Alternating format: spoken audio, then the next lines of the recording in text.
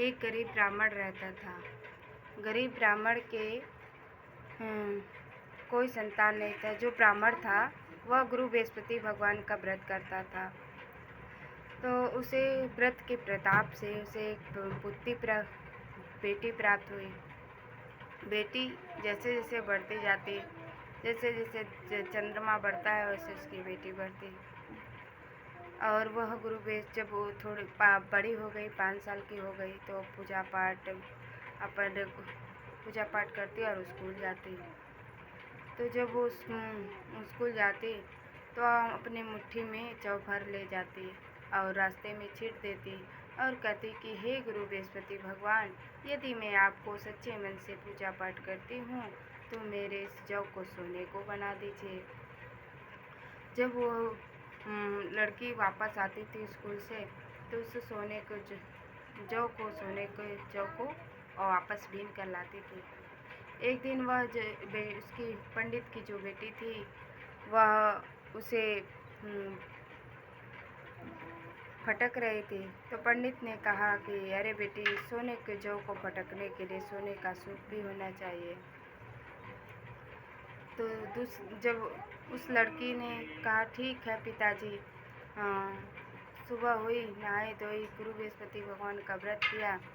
व्रत करने के बाद वह सुबह स्कूल गई, रास्ते में छीटा और कहा, जौ को छीटा और कहा, हे गुरु बृहस्पति भगवान, यदि आप मेरे पूजा पाठ भक्ति से खुश हैं तो मुझे सोने का सूप दे दीजिए। तो उसने जब वह विद्यालय से लौट कर आ रही थी तो उसने देखा कि उसे सोने का सूप मिला। वह सोने के सूप को लेकर आई, अपने घर लेकर आई तो सोने के जौ को सोने के सूप में फटक रही थी। उसी नगर का राजकुमार उधर से आ रहा था। उसने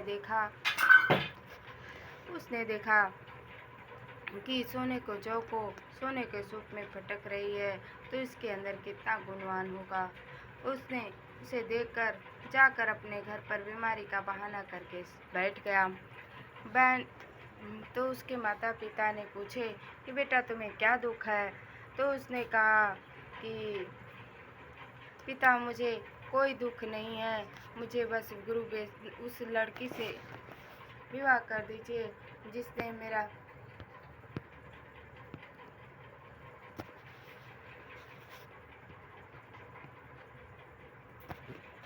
जिसने सोने को जौ को सोने के सूप में फटक रहे थे।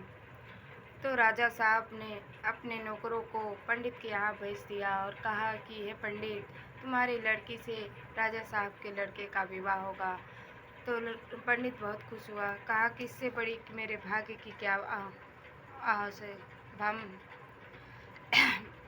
इससे बड़ी क्या बात है। उसने अपने लड़की का विवाह राजकुमार से करा दिया। अब ये लड़की जब अपने पिता के यहाँ से ससुराल चली गई तो उसके पिता फिर से दलितर हो गए।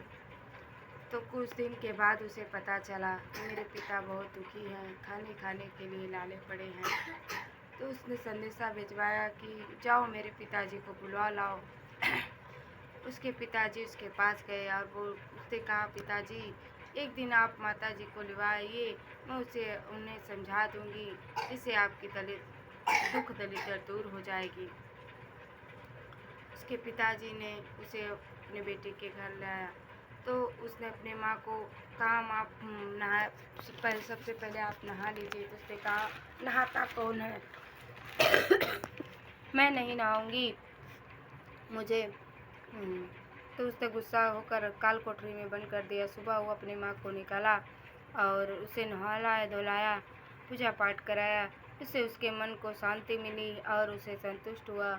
उससे कहा, बेटी, मुझे क्षमा करो, अब मैं हर दिन नहा स्नान करके पूजा पाठ करके ही कुछ काम करूँगी।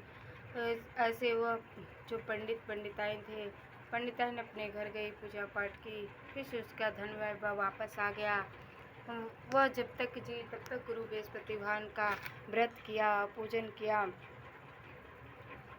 और मर जाने के बाद पर वह विष्णु भगवान के शरण में चले गए। प्रेम से बोलो बृहस्पति भगवान की जय।